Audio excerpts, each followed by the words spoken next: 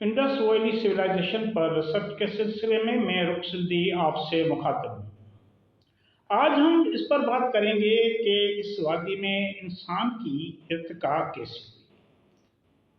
आपको बताते चलें कि आज से करोड़ों साल पहले समंदर में जिंदगी का आगाज हुआ। माहिरीन के मुताबिक जब जमीन ठंडी होनी शुरू हुई, सूरज से जुदा होने के बाद ठंडी होनी शुरू हुई, तो जमीन की सतह पर पहाड़ और चट्टानें नमूदार हुई। इन इर्तिका के दिनों में 4 अरब साल पहले दुनिया के गर्म समुद्रों में एक जिंदा चीज पैदा हुई। आपको फिर बताएं कि इर्तिका के दिनों में 4 अरब साल पहले दुनिया के गर्म समुद्रों में एक जिंदा चीज पैदा हुई, जिसे माहिरीन अमेबिया कहते हैं। इस अमेबिया से मुख्तलिफ अक़साम के जानवरों ने समंदर के तह में जन्म लेना शुरू किया।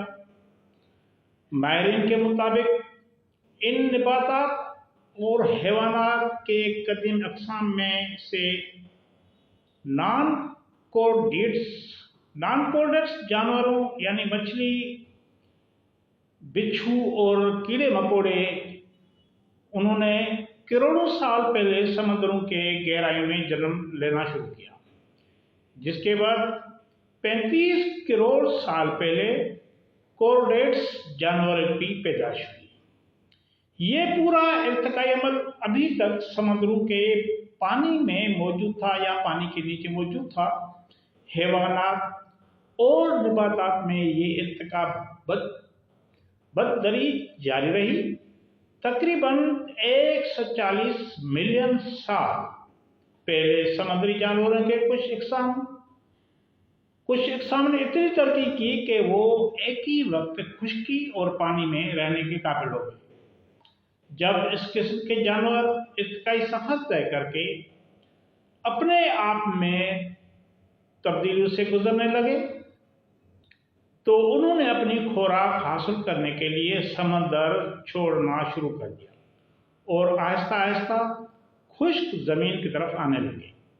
इस ज़मीन पर पहले ज़िंदगी का आगाज़ उन जगहों पर हुआ जहाँ वीटलैंड्स मौजूद थी। समंदर से खुश्क ज़मीन पर आने वाले इन जानवरों में से पहले रेंगने वाले जानवरों यानी सांप, कछुए वगैरह ने वजूद लिया। बहुत अरसे बाद परंदों ने जन्म लिया, परंदे पैदा हुए।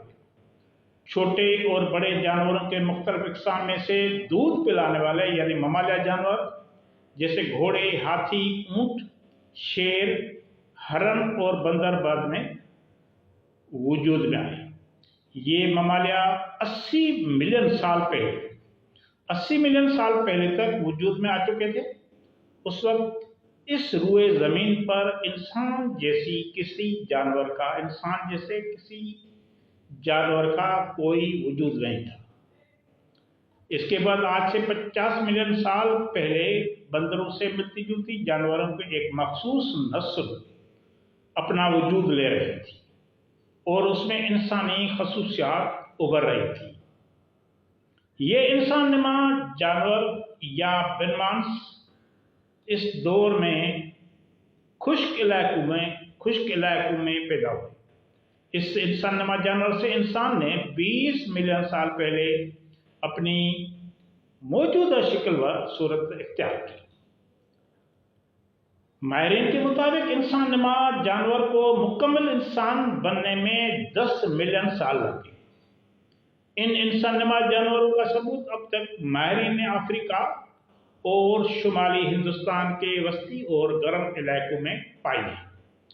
बहुत से माहिरीन इस बात पर मुत्तफिक हैं कि इंसान नुमा बनमांस की एक इंतहाई तरक्की याफ्ता नस्ल गर्म आब हवा वाले इलाके या खित्ते में रहती थी। ये नस्ल किसी बड़े आज़म पर मौजूद होगी जो बाद में बहरे हिंद में डूब गई। ये इंसानी नस्ल आजकल के चैंपियंस और गोरेलों से ज़्यादा मुख्तलिफ नहीं होंगी जो अफ्रीका और हिंद सिंध के खित्तों में मौजूद थी। ये सारा अमल یہ سارا عمل یعنی حیوانوں کے نسل سے انسانی نسل کی ارتقاء تیسرے ارضیاتی دور میں شروع ہوئی۔ اب ہم وادی سندھ کی طرف آتے ہیں اور دیکھتے ہیں کہ یہاں انسانی ارتقاء کی کڑیاں کیسے ملتی ہیں۔ سندھ میں ہمیں ارتقاء کا یہ سلسلہ بالترتیب پہاڑوں اور زمینوں کی تہوں سے ملتا ہے۔ زمین کے نچلی تہوں سے ہمیں یہ نان کورڈیٹس جانور، مچھلی، بچھو اور کیڑے مکوڑے کی باقیات ملتی ہے جو سمندر میں موجود تھی۔ اس وقت وادی سندھ سمندر کے نیچے تھی، جس کی وجہ سے سمندر میں موجود جانور پہاڑوں کے مختلف تہوں میں پائے جاتے ہیں، جبکہ نچلی تہوں سے جب ہم اوپر آتے ہیں، اوپر کے تہوں تک دیکھنے سے ہمیں مچھلی کے اقسام، نان کورڈیٹس جانور، پھر کورڈیٹس جانور، بعد میں پردے اور ان کے اوپر والی سطح پر انسان نما جانور کے فاسل شدہ جسم پائے جاتے ہیں، جن کی ایجز کا تعین ماہرین نے کیا ہے۔ سندھ کے پہاڑوں جیسے کھٹڑوں اور پب سے ماہرین نے سمندری جانوروں کی باقیات برآمد کی ہے۔ اس طرح کے سمندری جانور کھیرتھر پہاڑ سے فاسلز کے صورت میں پائے گئے ہیں۔ منشور جانوروں سلسلے سے ہاتھیوں، گھوڑوں اور گینڈے کی ہڈیاں ملی ہیں۔ سندھ میں زندگی کے جو آثار ملے ہیں، ان سے معلوم ہوتا ہے کہ 60 ملین سال کے قبل یہاں کئی اقسام کے جانور، چھوٹی مچھلیاں اور مختلف اقسام کے پرندے پیدا ہو چکے تھے، جبکہ دودھ پلانے والے جانوروں کا وجود یہاں 40 ملین سال پہلے پایا جاتا ہے۔ انسانی ارتقاء کا یہ عمل باقی دنیا سے پہلے جنوبی ایشیا میں ہوا۔ وادی سندھ میں مہذب زندگی کے لیے انسان اور فطرت کے درمیان کافی کشمکش جاری تھی، اور انسان نے فطرت کو ضابطے میں لانے اور سمجھنے کے ساتھ ساتھ اسے اپنے کنٹرول میں کرنے کے لیے مختلف ایجادات کی۔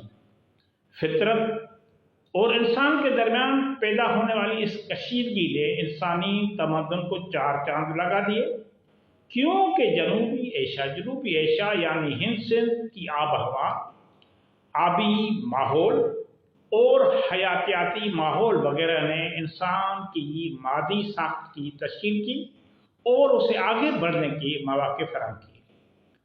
جنوبی ایشیا یعنی ہند سندھ میں یہ تمام سہولتیں ایک ہی وقت میں دستیاب تھیں۔ ماہرین کی رائے ہے کہ دنیا میں انسان کے وجود کے ابتدائی شواہد وادی سندھ کے ساتھ ساتھ باقی دنیا میں بھی ملے ہیں۔ ڈاکٹر باشم کا یہ خیال ہے کہ ابتدائی انسانی ارتقاء اس خوش قسمت وادی میں ہوئی، جبکہ ماہر بشریات ہاورڈ موور کا خیال ہے کہ انسان کی سب سے پہلی ارتقاء ایشیا کے جنوبی حدود میں ہوئی۔ ہارڈ موور نے جانور کے بہت سے انواع کو جنوبی ایشیائی قرار دیا ہے اور کہا ہے کہ دنیا میں سب سے پہلے مویشی اس وادی میں پالے گئے۔ پالتو جانور کی زیادہ تر نسلیں جنوبی ایشیائی ہیں۔